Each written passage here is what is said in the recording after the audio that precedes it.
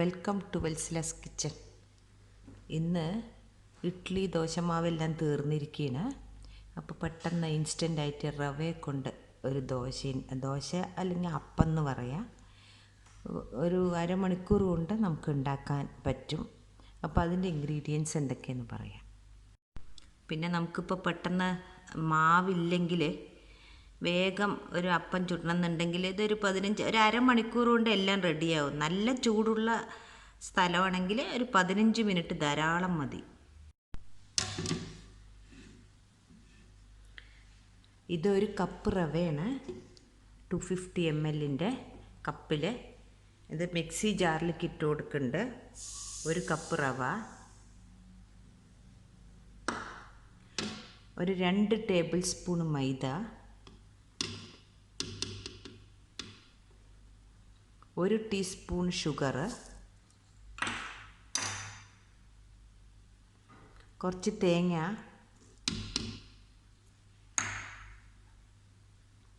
ഒരു 1/4 teaspoon yeast. ഇതെല്ലാം കൂടി ഇളം ചൂടുവെള്ളത്തിൽ നമുക്കൊന്ന് അരച്ചെടുക്കാം.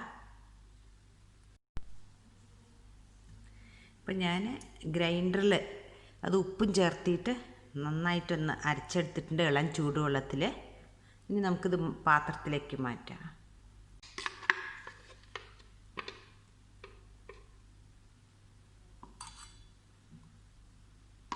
ഇപ്പോൾ ഈ കൺസിസ്റ്റൻസിയാണ് ഉള്ളത്. ഇതൊരു 15 മിനിറ്റ് നമുക്ക്, തണുപ്പുള്ള സ്ഥലമാണെങ്കിൽ നമുക്കൊരു അരമണിക്കൂർ വേണം, അരമണിക്കൂറിന് മേലെ വേണം നല്ല തണുപ്പുള്ള സ്ഥലമാണെങ്കിൽ. അല്ലെങ്കിൽ ഒരു 15 മിനിറ്റ് പുറത്ത് വെച്ച ശേഷം നമുക്ക് അപ്പം ചുട്ടെടുക്കാം. ഇപ്പോൾ 20 മിനിറ്റിന് ശേഷം ഞാൻ ഈ മാവിൻ്റെ ഇത് കാണിച്ചു തരാം. പൊന്തിയിട്ട് കണ്ട്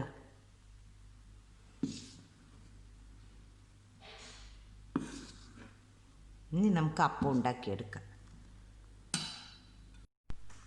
നമുക്കിപ്പോൾ പെട്ടെന്ന് രാവിലെ ബ്രേക്ക്ഫാസ്റ്റിന് മാവില്ല എന്ന് വിചാരിച്ചാൽ ഇങ്ങനെ നിങ്ങൾ റവയെ കൊണ്ട് ട്രൈ ചെയ്ത് നോക്കൂ. ഇത് നല്ല സോഫ്റ്റ് പഞ്ഞി മാതിരി ഉണ്ടാവും അപ്പം.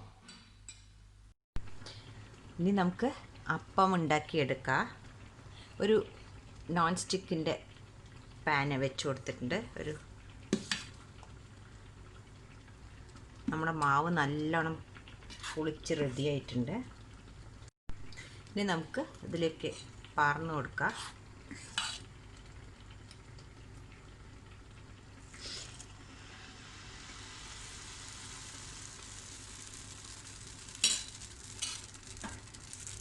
ഇപ്പം തന്നെ കണ്ടു ഹോൾസ് വരുന്നത്.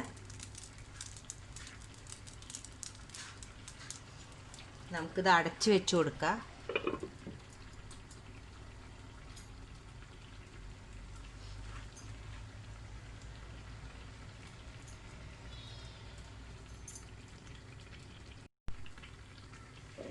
എന്താ, ഇത് അപ്പം റെഡി ആയിട്ടുണ്ട്.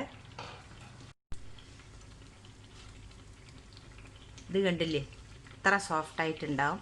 നമുക്കപ്പോൾ ഇൻസ്റ്റൻ്റായിട്ട് പെട്ടെന്ന് വേണമെങ്കിൽ ഇങ്ങനത്തെ അപ്പം ഉണ്ടാക്കിയെടുക്കുക. പച്ചരി കുതിർത്ത് അരയ്ക്കുകയൊന്നും വേണ്ടല്ലോ. അടുത്തത് പറഞ്ഞു കൊടുക്കുക.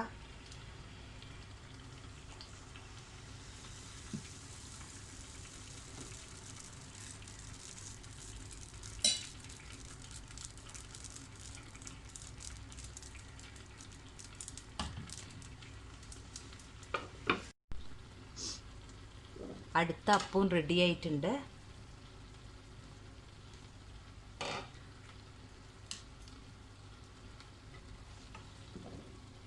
അപ്പം നിങ്ങളെല്ലാവരും ഇത് ട്രൈ ചെയ്തിട്ട്